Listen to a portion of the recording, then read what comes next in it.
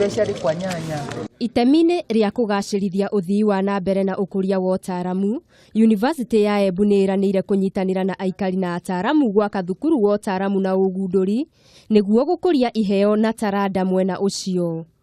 Peter Chad, umwe wa ataramu aya, augite mamwe ma mathina maria mahutĩtie kaunti ya Embu ni hamwe na ngunga iria ikoretwo igithukangia mimera na kuhotomia urimi, thina uria augite ni ungihititwo korwo githomo kia ugunduri ni gikiritwo hinya.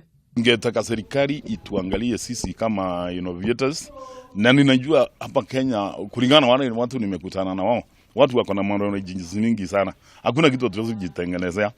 Ningeomba serikali na wakiona mtu ambaye akona kitu ambayo inaonekana kama inasaidia wananchi akichukue, na huyo mtu achukuliwe na asaidiwe. Oho Peter ni oritie thirikari itheme kuguraga indo cia urimi kuma o mabũrũri ma nanja, indi ikirire kugurira endia na athondeki a guku bũrũri-ini niguo gukuria uchumi wa bũrũri.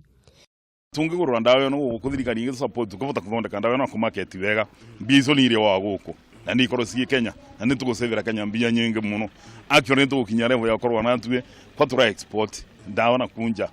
Mil Kanyaga, muthuthuria wa urimi University-ini ya Embu, ni amwe a ataramu aria meyumiritie kunyitanira waki-ini wa thukuru uyu wa utaramu na ugunduri.